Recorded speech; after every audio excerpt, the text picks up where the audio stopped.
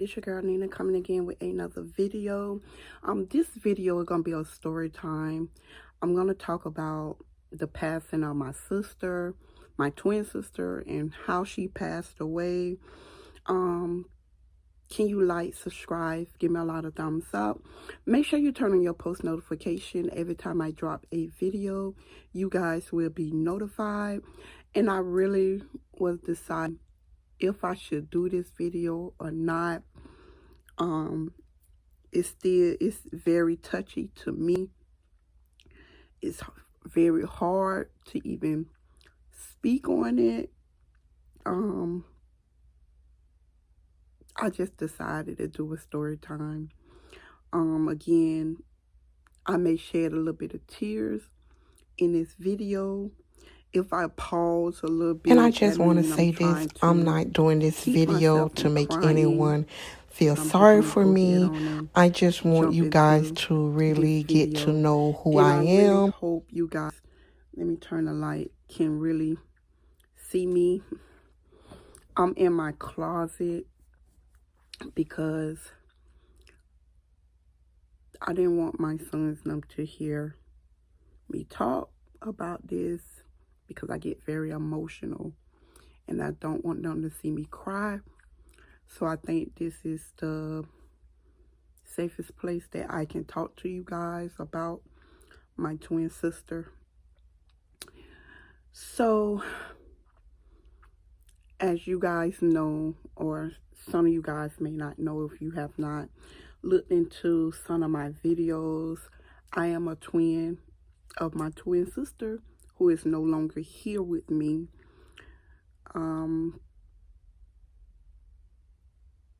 Back in when I can't remember the year, but I think she was 26 at the time when she found out she had diabetes. So when she had diabetes, they gave her medicine to take, and you guys, she wasn't taking her medicine how she's supposed to take her medicine. And before I just jump in, I just want to give you a little insight about my sister and I. My twin sister is more outgoing. She's the life of the party. She just loved being around a lot of people. I'm totally opposite from her. I think during the time, but I'm not going to talk about my situation because I already talked about that already in my videos. Y'all can go and find those videos, but it's too early before me start crying, but I apologize. Yeah, she was more outgoing and she loved to be around people. I was the total opposite. I always loved to stay to myself. When it came down to family get-togethers, she was always the one that always go and be around the family.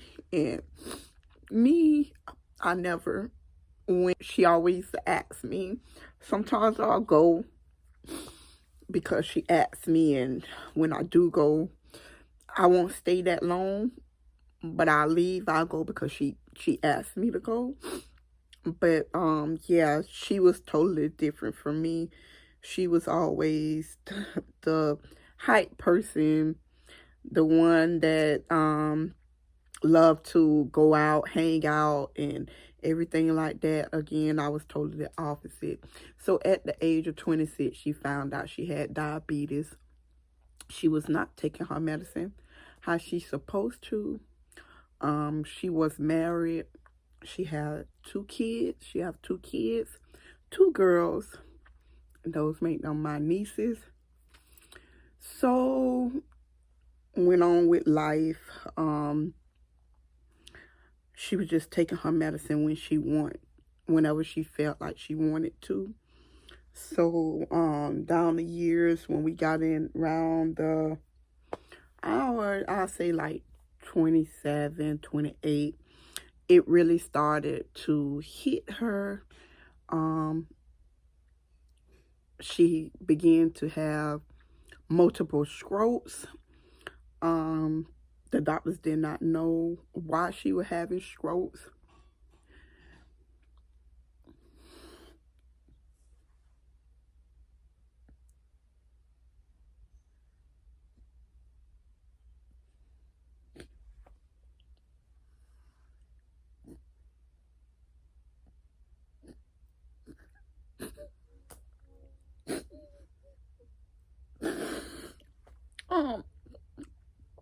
She was always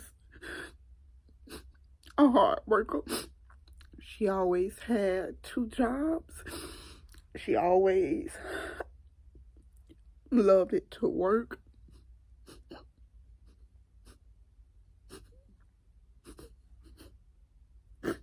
And one day she was working at the hospital, and she had a stroke while she was at her job. So when she had a stroke, the doctor told her that she wasn't going to be able to work because she was going blind in her eyes. And one of her eyes, it went all the way out. So she was only seeing one of her eyes. And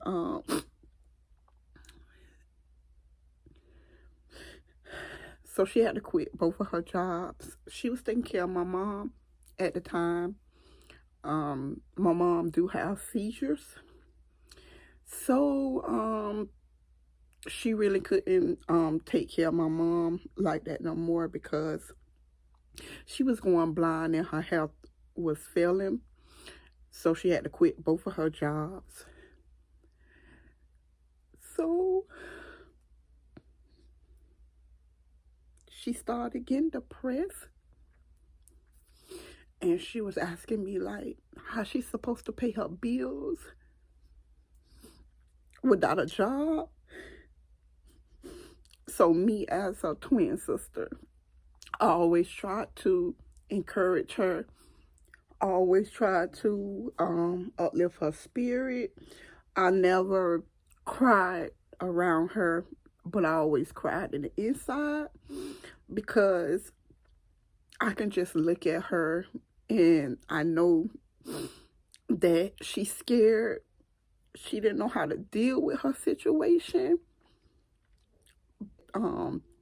Yeah, I always tried to be the stronger one to keep her uplifted, to tell her that everything gonna be okay.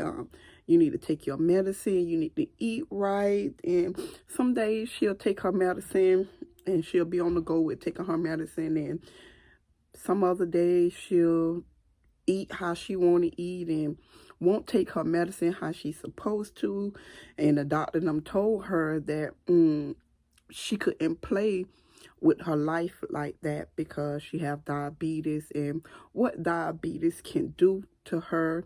Multiple times we've seen other people who have diabetes and they'll tell her that she need to take her medicine because she risked her life not by taking her medicine and everything like that.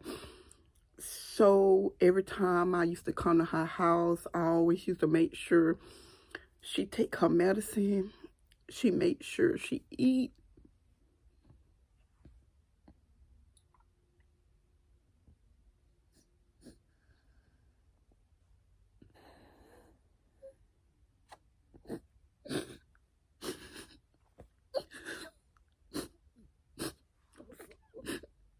I go over there and cook for her.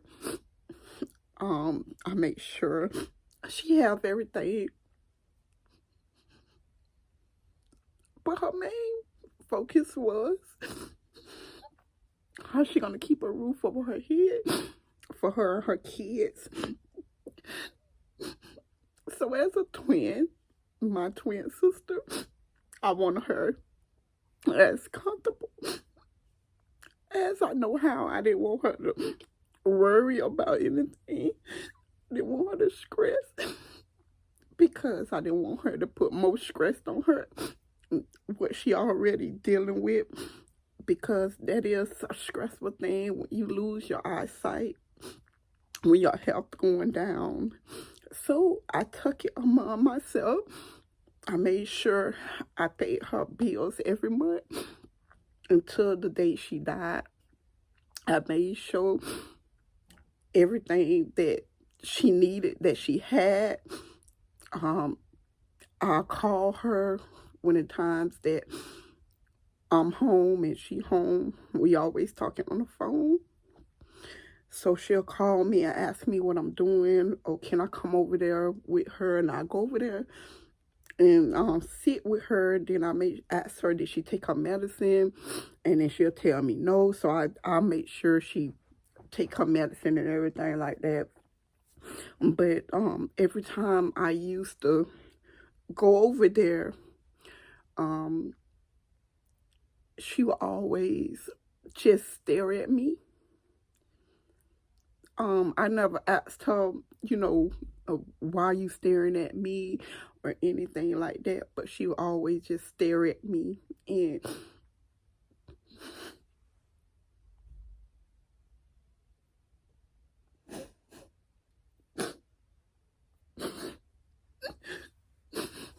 so one day I went over her house.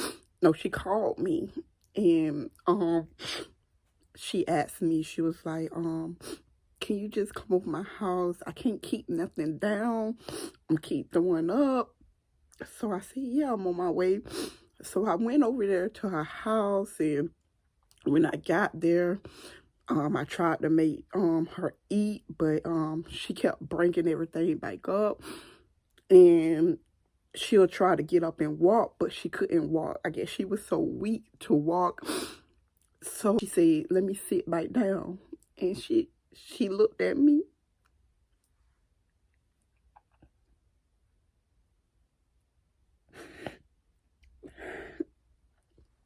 She looked at me and she said that, I thank you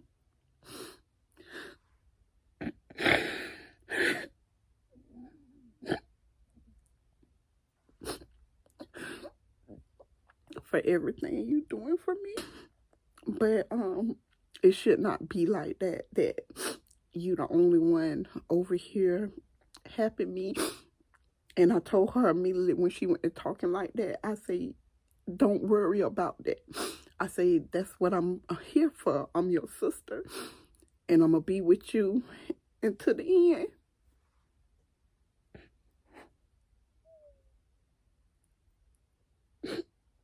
And when I said that, she just looked at me. She didn't say anything else. She just looked at me. So she wanted to go to the bathroom. She didn't want to take a shower no more. So I helped her to the bathroom. She used the bathroom. And I sat over there for a whole couple of hours with her until she felt a little better. So a couple of days went by. She called me and said that, will you go to the bank with me? And then I said, yeah, I'll go to the bank with you. Why? And she was like, just go to the bank with me or whatever. So I told her that I was on my way, but by the time I put on my clothes, she was already driving house. And I was kind of upset because I told her,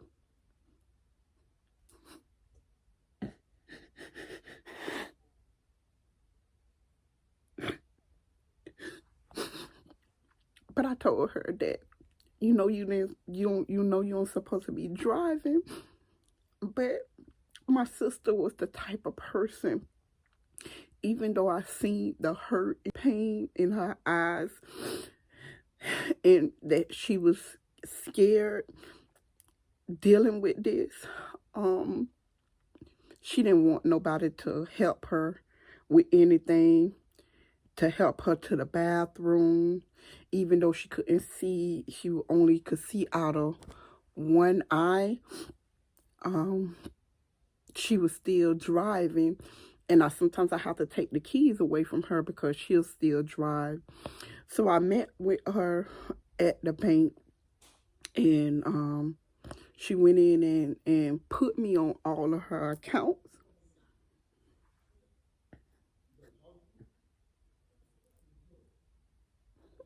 She put me on all of her accounts. She asked me if anything happened to her. She wanted me to be the one to care her two daughters.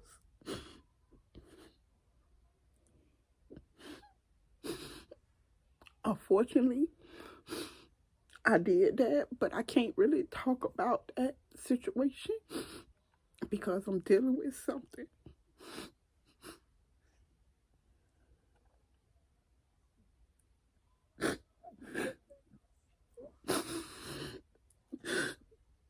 Unfortunately, I couldn't keep my sister promise. And I can't talk about this situation because I've been dealing with this situation for 4 years. But I just can't speak on that right now. But she wanted to care her two daughters. And I tried to fulfill that promise to her because before she took her breath and before I guess she knew that she was going to pass because she was getting everything set up. And her baby daughter, she stayed in Atlanta, Georgia with her godmama. She allowed her to be up there for like, I think a year or 2 years. Her daughter was up there, but her godmama always was the one to take care of her baby girl. So it was just her oldest daughter always with her, but her baby daughter was always with her godmama. So when she went blind and everything, I guess my niece was going into high school, and she wanted her to come back down and help her take care of her. So she went to Georgia to pick her baby daughter up and bring her home. So she was able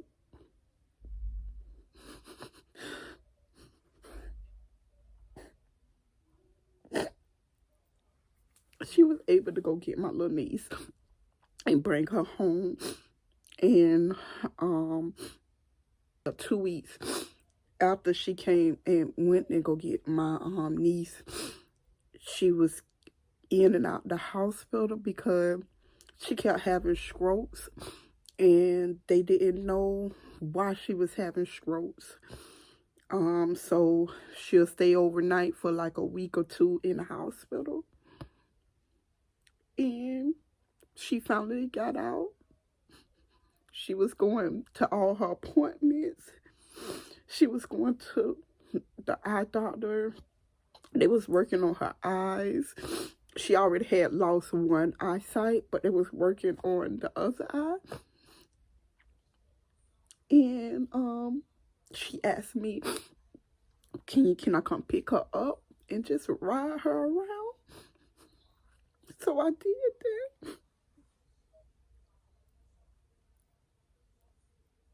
that.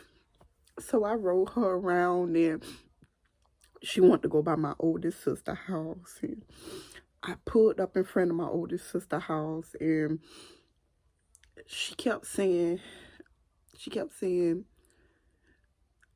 Nina, I keep trying to get in the gates, but the gates just won't open. And she was crying.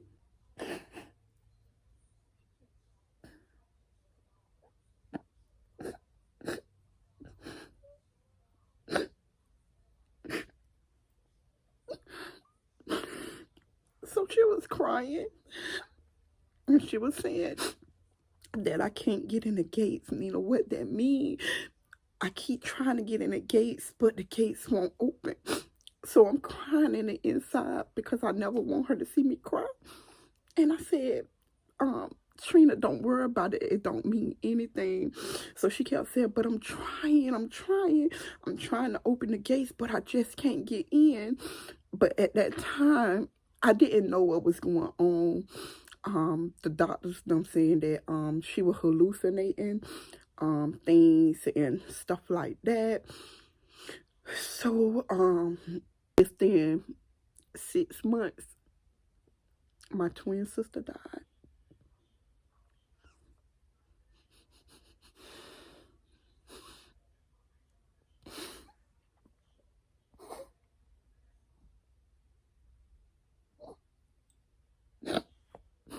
I think I went too far. She called me and told me to come over her house. I went over her house, and when I went over her house, all she wanted to do is take a bath. And she said, I just want to take a bath. I just want to take a bath.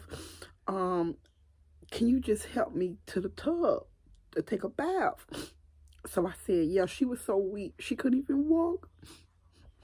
And so I helped her, me and my niece helped her to the bathroom, and she said she had to use the restroom. So she put her on the toilet, and when she was on the toilet, it's like she was going out, and I kept calling her name. I kept calling her name as though she was having a seizure. So she'll go out and come back in. And then when she come back in, she was like, just help me in the tub. But unfortunately, she wasn't able to get in the shower because I had called the paramedics. So when the paramedics came, they took her to the hospital. And me and her daughter, her oldest daughter, we went up there and we sat up there with her for a couple of hours. I mean, she was in her right mind. She was talking. She was laughing. She was just herself. So she looked at me and she was like, Nina, I know it's getting late. I'm going to be okay. She said, you can go home. I'll call you when they release me. But I kept saying,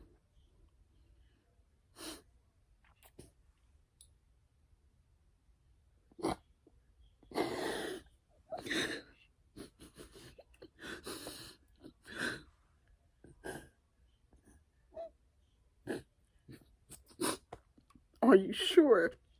I don't mind.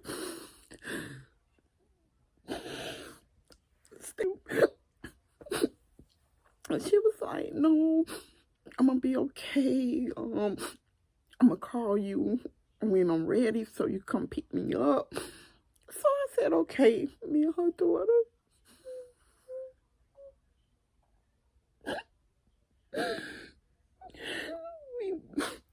We went home. We went home and I started to cook. I had cooked and everything, and I think I dozed off to sleep. And when I dozed off to sleep, it was really late. It was like 1 or 2 o'clock in the morning. So I looked at my phone and I called her to the hospital.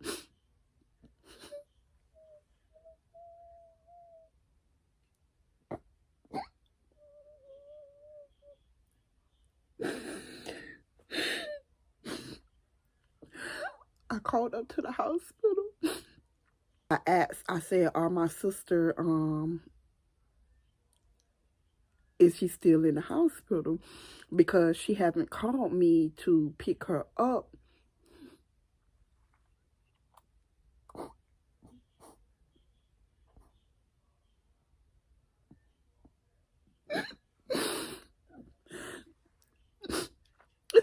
So they told me over the phone that she had 20 strokes within 24 hours.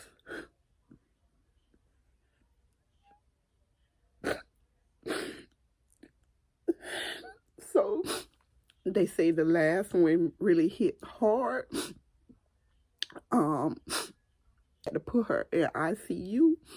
They had to put her in ICU. So we all went up there and everything like that. And when we all went up there, I was the one, me and my twin brother, we was the one that making all the decisions for my twin sister.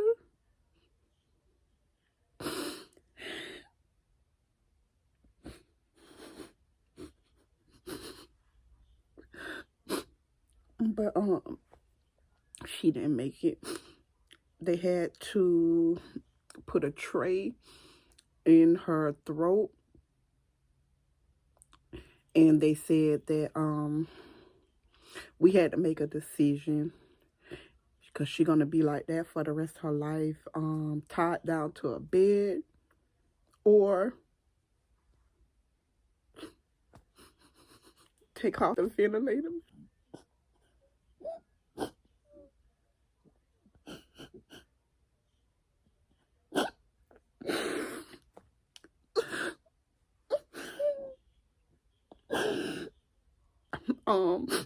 I wanted to fight for my sister's life. So I wanted to keep her on a ventilator machine a little longer because I know what my God can do. But some of my siblings and my aunts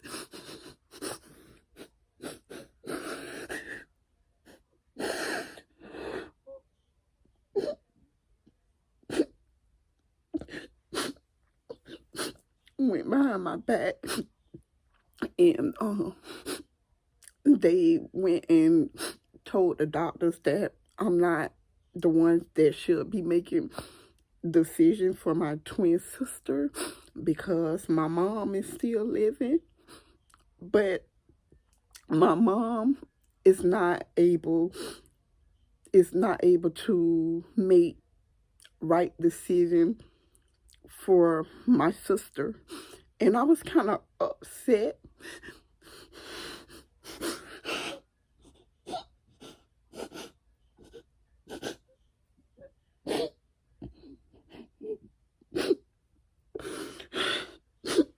I was kind of upset, like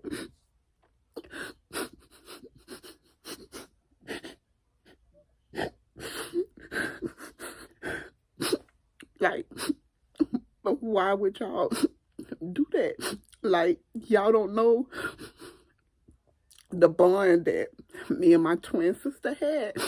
Like, why would y'all want my mama to make the decision over my sister's life when my mama is not even capable of making the right decision? So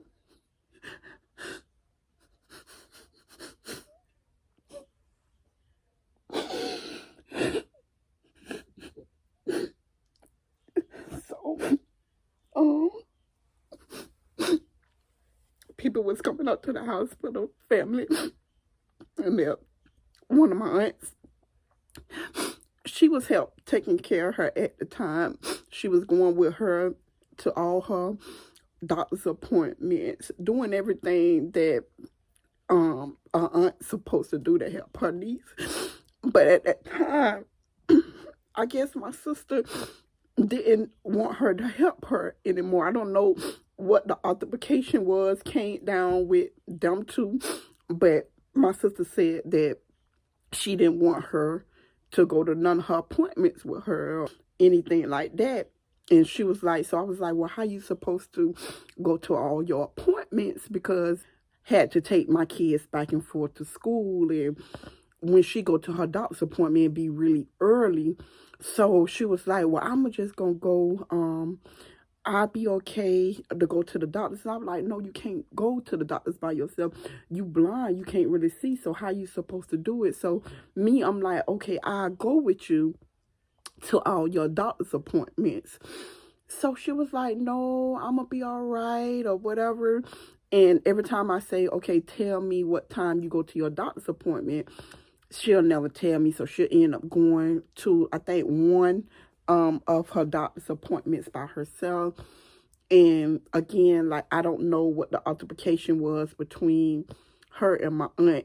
So when she went in the hospital, she was up talking, and she was just like, she don't want my aunt went to no more doctor's appointment. So when my sister, when they put the trade in her, she was not able to respond or anything like that. She was just basically just laying there. So before they removed me off the list from making a decision for my twin sister, me and my brother, my twin brother, we was the ones that making decisions on what to do with my sister and everything like that. So one day, one of my aunts came in, the one who was going to the doctors with her and everything like that. So when we got up there, she was already up there in the room with her. So she didn't want to speak or whatever, because I guess she thought we had something to do with why she made her decision, that why did she want her to be up there. But we didn't know why she didn't want her to be up there or whatever. So when we came in, we spoke. She did not speak, but she was on the phone.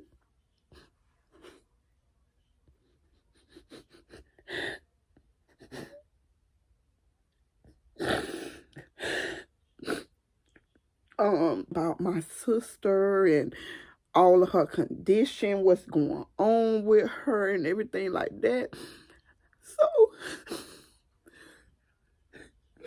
me, as a twin sister, I kind of got upset because, like,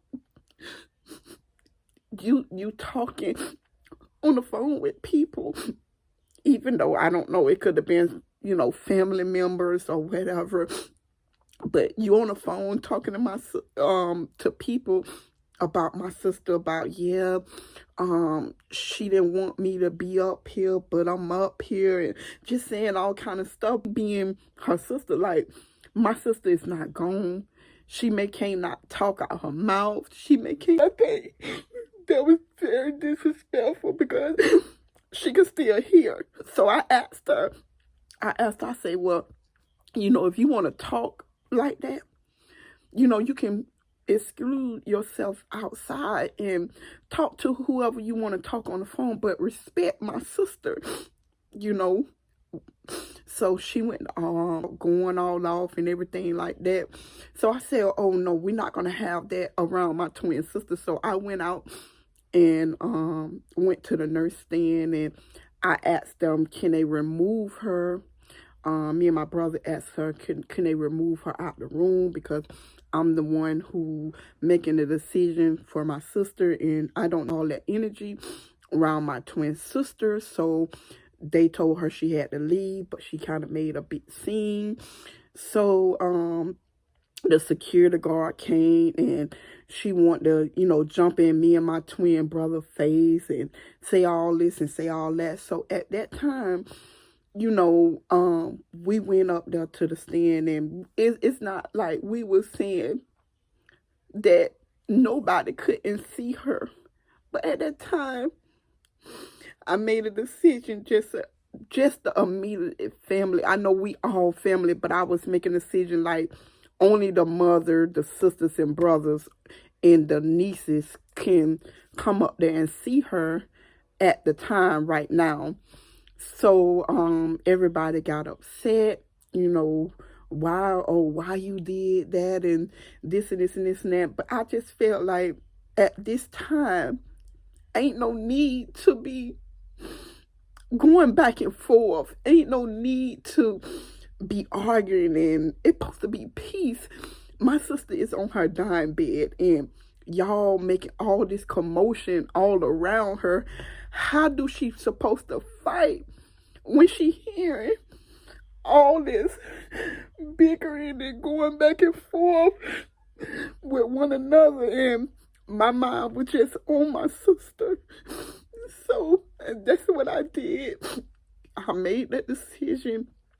So that's how, when I made that decision, that's how my sisters, two of my sisters and my aunts, and they went behind me and my brother back, and they came back up there with my mom, and they went to saying that I'm not able to make no decision for her because her mom's still living. But again, my mom is not able to make no decision. So when they blocked me from everything, they wasn't calling me.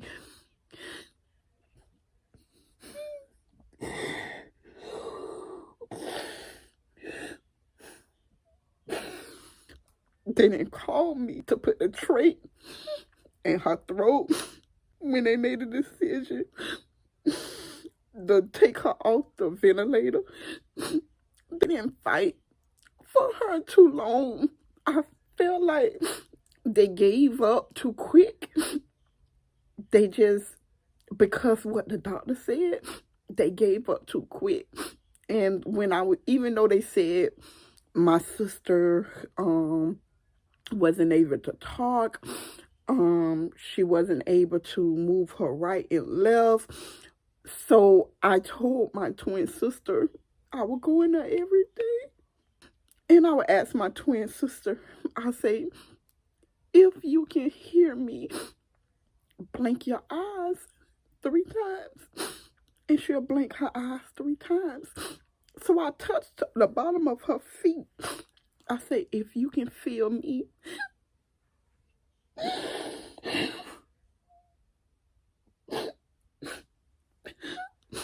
I say, if you can feel me touching your, blink your eyes 3 times. And she'll blink her eyes 3 times. But I just believe that they just gave up on her. They didn't even give her a chance. And they didn't tell me my twin sister was in hospice. Called me because I was still on her, the numbers, hospice called me. That I was still on the emergency contact on all her stuff. So they called me and they was like, oh, do you know your twin sister in hospice and this? And I was like, no. So I started crying.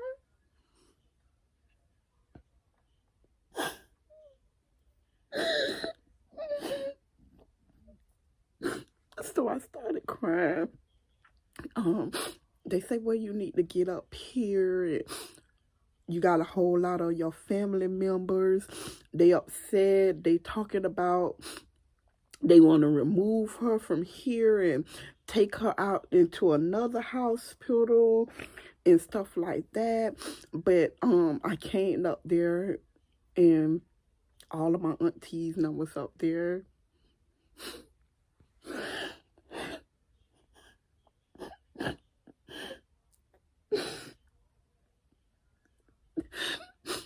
I just felt like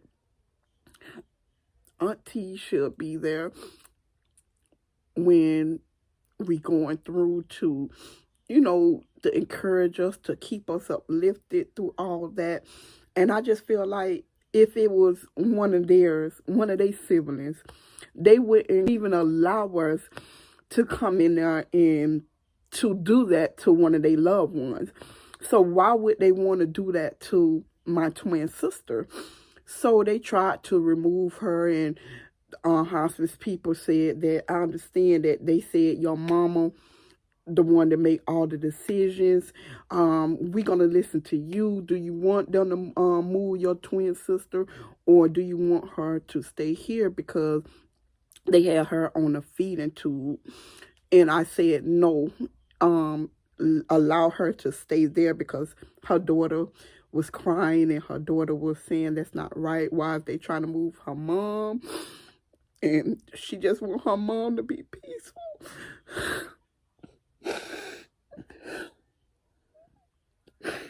She just want her mom to be peaceful.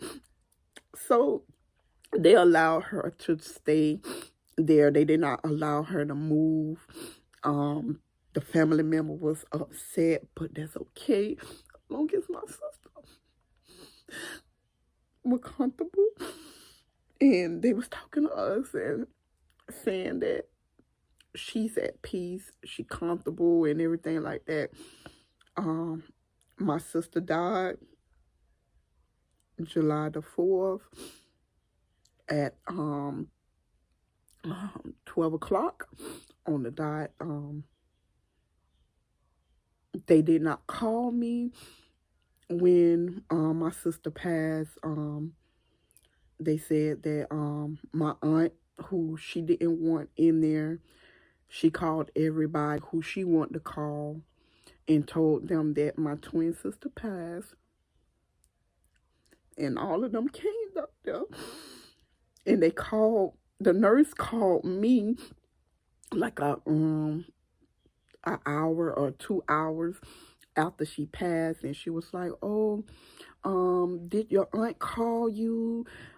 Because I kept telling her I'll call you to let you know that your twin sister passed.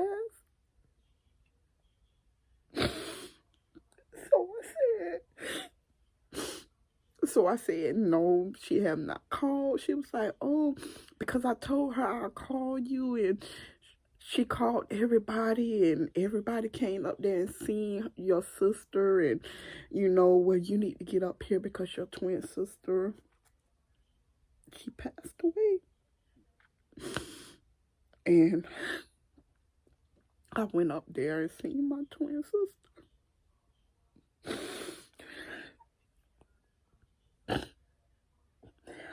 I lost it, you guys.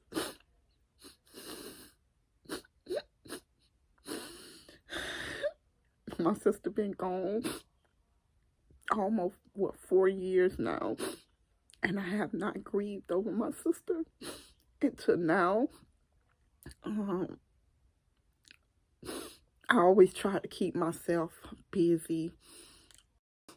I do apologize about that, you guys. But I'm going to wrap this up. Not going to talk too long. But, yeah, like I say, I always try to keep myself busy. I always try to keep myself doing something because I just didn't want to think about it.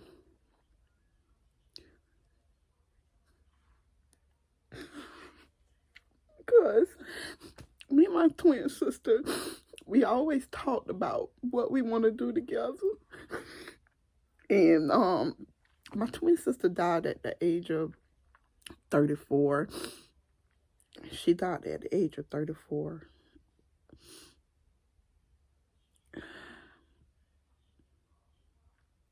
And that was my heart. I loved her so much. Even though we didn't see eye to eye at times, but I always was the bigger person to, to keep her encouraged and tell her, this what you should do, this what you should not do. But do she take my advice?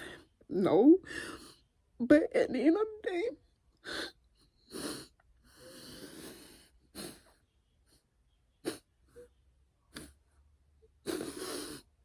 even though she not here with me.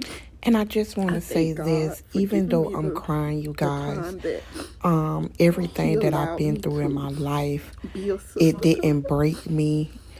It made me who I am in life. I believe that everybody grieves differently. I am a very strong person.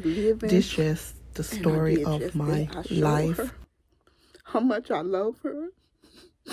I was in her corner through the thick and the thin.